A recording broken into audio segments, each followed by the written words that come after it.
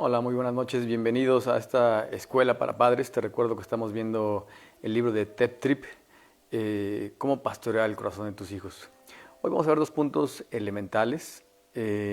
Primero es guía su corazón, guía sus pensamientos hacia la palabra de Dios, no hacia lo que piensas tú, hacia lo que piensa tu esposa, a lo que piensan los abuelos, no, a lo que dice la Escritura.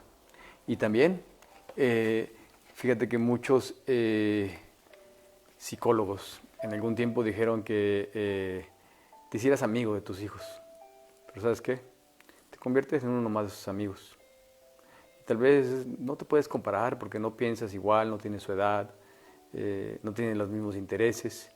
Pero en realidad tú y yo tenemos una función como padres. Y más adelante en ese punto te pregunta, tú mandas en su vida? ¿Tú gobiernas su vida? Inmediatamente tu lógica y tu instinto de derechos humanos te va a decir que no sería lo prudente, no sería lo lógico. Pero sí, Dios te pone a ti como encargado, como cabeza. Si tú sueltas ese liderazgo que Dios te da, estás perdiendo una oportunidad. Estás perdiendo de bendiciones para tu vida, para tu familia, para tus hijos y no vas a poder pastorear su corazón porque estás soltando ese liderazgo que te corresponde a ti. Incluso si alguien te lo está quitando, sabes que esa no es la manera. Tal vez tú se lo estás entregando a tu hijo o a tu hija o a otra persona. Pero, ¿sabes? Ese liderazgo te lo dio Dios a ti y tienes que ocuparlo y tienes que aprovecharlo para poder pastorear el corazón de tu familia. Dice Proverbios capítulo 9, versos 7 al verso 10. El que corrige al burlón se gana que lo insulten. El que reprende al malvado se gana su desprecio. No reprendas al insolente, no sea que acabe por odiarte. Reprende al sabio y te amará. Instruye al sabio y se hará más sabio. Enseña al justo y aumentará su saber. El comienzo de la sabiduría es el temor a Jehová. Conocer al santo es tener discernimiento. El versículo 10 nos ayuda a ver lo que determina, en última instancia, si el niño va a responder como un necio o como un sabio. El temor de Dios, el verdadero temor de Dios, hace que la gente quiera aplicar, vivir, respetar, honrar su palabra. No únicamente conocerla y tal vez incluso hasta comentarla, sino somos llamados a obedecer su palabra. Resulta que este mismo temor determina cómo corresponde a la corrección. ¿Sabes? Si tú no guías el corazón de tus hijos, de tu familia hacia Dios, se van a guiar hacia algún ídolo, hacia sí mismos, hacia su imprudencia, hacia sus pensamientos, hacia su razón, hacia cualquier otra cosa. Van a tener incluso un cantante, un artista o cualquier otra cosa que ocupe el lugar que no les corresponde.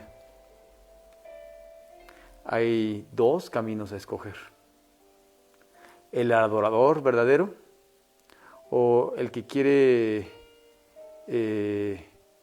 adorar a algo o alguien, porque a veces lo necesitamos. David nos recuerda en el Salmo 58, verso 3, dice que los malvados se pervierten desde que nacen, desde el vientre materno se desvían a ser mentirosos. Estas palabras del Salmo 51, verso 5, yo soy el malo nacimiento del pecador, en pecado me concibió mi madre, son muy ilustrativos.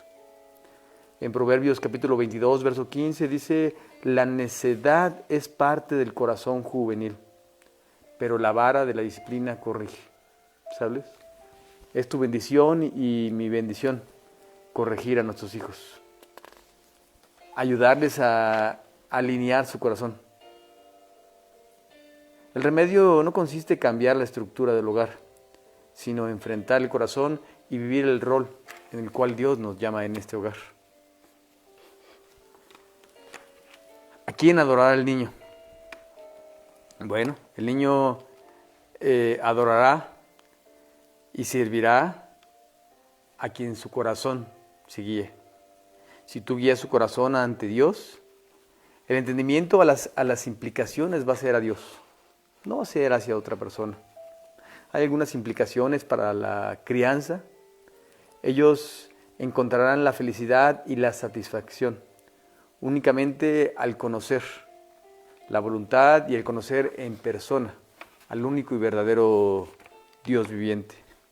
Es muy importante que tú y yo orientemos su vida, su corazón, hacia lo que indica la palabra, hacia lo que dice la palabra. ¿Qué podemos decir de la muchacha que servía con Naamán? ¿Recuerdas? En segundo libro de Reyes, capítulo 5. Esta muchacha respondió de una manera diferente a las de su condición. Había una experiencia formativa en ella. Indicó su fe hacia el Señor, hacia el único y verdadero Dios. Y la retuvo, a pesar de las circunstancias difíciles en las que fue criada. Tenemos que alimentar a nuestros hijos con la palabra. Las influencias, te recuerdo que habíamos hablado en la ponencia anterior de las influencias formativas de la vida y su orientación que tú y yo les damos hacia la palabra, hacia la importancia de poder vivir los mandatos de Dios para nuestra vida. Y recuerda lo que platicamos al principio. A pesar de que a veces tal vez tenemos malas experiencias porque haya habido abuso de autoridad o tal vez una autoridad sin razón, pero tú estás al mando. No dejes que nadie más esté al mando de tu familia, que nadie más pastoree el corazón hacia un lugar inadecuado de tu familia. Un padre o una madre no ejerce el gobierno en la jurisdicción suya, sino en la de Dios, por lo cual actúa de acuerdo a los mandamientos de Dios. Cumple el deber y el privilegio que Dios le ha dado. No debemos de tratar de moldear a nuestros hijos a nuestro parecer, sino al parecer de Dios, como Dios dicta en su palabra, como Dios nos recomienda en su palabra. Deuteronomio 6 resalta esta perspectiva de la responsabilidad de los padres, especialmente en el versículo 2, donde Dios dice que su meta es que los israelitas y sus hijos y sus nietos teman al Señor guardando todos sus decretos. Es por eso que se tienen que comunicar de una generación a otros. Es por eso que se tienen que enseñar, y especialmente con el ejemplo. Cuando anden en el camino, cuando se acuesten, cuando se levanten, Dios tiene un objetivo. Él quiere que una generación siga sus caminos, obedezcan su palabra, vivan su palabra, enseñen a la siguiente generación la voluntad de Dios. No caprichos, no berrinches, no lo que es primero que se les ocurra a ellos, sino lo que dice la Escritura. En Efesios capítulo 6, verso 4 nos manda a criar a los hijos en la instrucción y en el temor del Señor.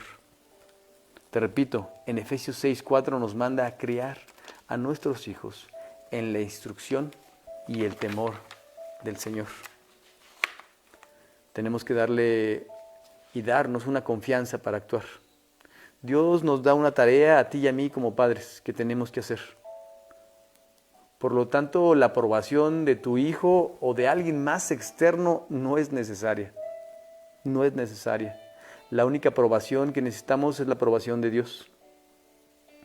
Muchos padres no entienden cuán necesario y apropiado es estar al mando de la vida de sus hijos. Y en lugar de eso toman un papel como si fueran consejeros. O tal vez como si fueran amigos o cuates. He preparado la avena para el desayuno, dicen algunos. Es una comida buena y nutritiva. ¿Quieres? ¿O prefieres otra cosa? ¿O quieres que te haga algo más? Le estás dando la opción de mandar en sus vidas. Tú no estás dirigiendo sus vidas. Y no es que dirijas sus gustos, es que sabes qué es lo que les conviene a ellos. ¿No te gusta la avena que te preparé? ¿Te gustaría otra cosa? Esto parece ser bondadoso y educado, pero ¿qué es lo que en realidad está pasando? Esto parece ser que el niño está aprendiendo a que él es quien toma las responsabilidades. no es el padre. No está tomando dirección de los padres, sino solamente los padres dan opciones. Cuando el niño tiene 6, 8 o 10 años, va a ser su propio jefe y a los 13 estará fuera de control. Los padres tendrán que lisonjear, rogar o urgir en frustración y enojo, tal vez incluso gritar y amenazar, porque el niño es su propio jefe. Y esto es culpa únicamente de los padres. Los padres han abandonado ese privilegio que Dios le dio, tal vez desde hace mucho tiempo, o tal vez están aflojando la cuerda en este momento. La prerrogativa es la decisión en la vida del niño. Los niños no son tan sabios como para tomar decisiones, pero ¿sabes? Los niños van a ser sabios para tomar decisiones observando a los padres tomar decisiones en una dirección sabia, en un proceso inteligente para tomar decisiones frente a ellos. Porque somos los padres quienes damos el ejemplo de cómo comportarnos, de las decisiones que estamos tomando, de las decisiones que les enseñamos a los hijos a tomar más adelante, de cómo se deben de comportar. Tus hijos aprenden a tomar decisiones sabias cuando te imitan. Si tú eres un buen padre, si tú eres una buena madre que sigue los estatutos de Dios. Tú debes de hacerlo de una buena manera, de una manera gentil, pero debes de ser una autoridad para tus hijos. Dios te ha llamado a una tarea más profunda que la de ser un cuidador de niños. Pastorea el corazón de tu hijo, de tu hija, como representante de Dios. Si vas a pastorear a tus hijos, debes de entender qué les apasiona. Tenemos que tener y involucrarnos en su vida, en su tiempo, entendernos a nosotros mismos junto con sus necesidades, entender la vida desde la perspectiva bíblica, Deuteronomio capítulo 6, versos 6 y verso 7. Si vas a guiarlos en sus caminos, como dice Génesis 18, te llama a que debes de conocerlos, sus inclinaciones. Esta tarea demanda más que darles comida, albergue, observarlos de vez en cuando. Tú como padre tienes que tener los objetivos claros. La mayoría de los padres pueden hacer de forma rápida una lista de fortalezas y debilidades de sus hijos.